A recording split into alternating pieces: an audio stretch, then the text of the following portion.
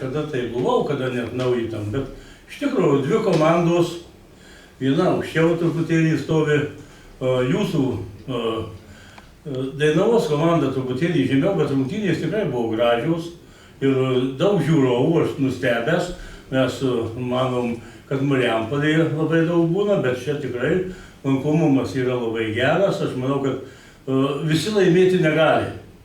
Tai yra laimi vis tiek viena komanda.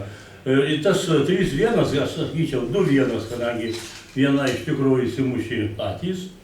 Taigi, manau, kad kitas iki mums reikia irgi pasistengti, kadangi įpusėjus sezonui visos komandos darosi stiprios.